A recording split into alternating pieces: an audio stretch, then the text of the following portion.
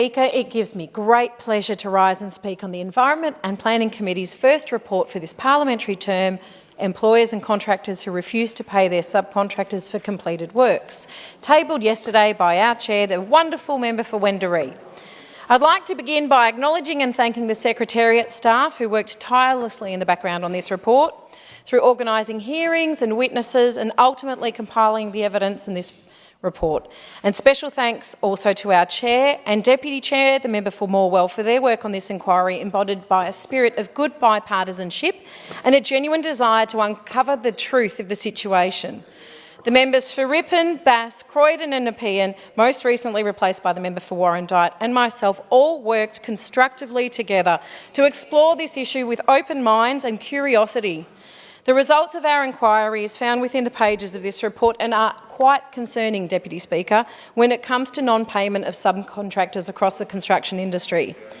Across the state of Victoria, it is apparent that non-payment and long-delayed payment of some subcontractors is widespread, from domestic through to large-scale commercial and civil construction, and our current Security of Payment Act, or SOPA, now 21 years old, is failing to comprehensively address and quash this concerning practice. It is absolutely in need of review and improvement. We heard from a broad range of witnesses, including departmental representatives, industry associations and unions, individual businesses, as well as adjudicators who work in the security of payment field. We also heard from Mr John Murray AM, widely considered to be the foremost Australian expert in SOPA. The Honourable Tony Robinson, who chaired both the industry working group which developed the original Victorian legislation and the 2004 group which made recommendations informing the 2006 amendment to the SOPA, also provided a submission and evidence which pointed to the need for this SOPA to be reviewed and improved. With the exception of the Housing Industry Association, all other witnesses and submissions were in agreement that non-payment of subcontractors is rife across domestic and commercial construction and has terrible consequences for those affected. It is important to note that this is not a phenomenon limited solely to Victoria. It occurs across Australia and beyond. It appears to be a common practice in construction abroad, but this does not mean that we cannot nor should not do something to address this terrible practice, which sees smaller companies collapse or subcontractors lose their family home when those further up the payment chain fail to pay for completed works. Individuals suffer. Small and larger businesses suffer. The Victorian economy suffers. The statistics on the prevalence of non-payment are breathtaking. The Murray Review of 2017 included a survey of 526 Australian construction industry contractors. It found back then that 72% had 40% or more of their invoices paid late, and over a third had 60% or more of their invoices paid late.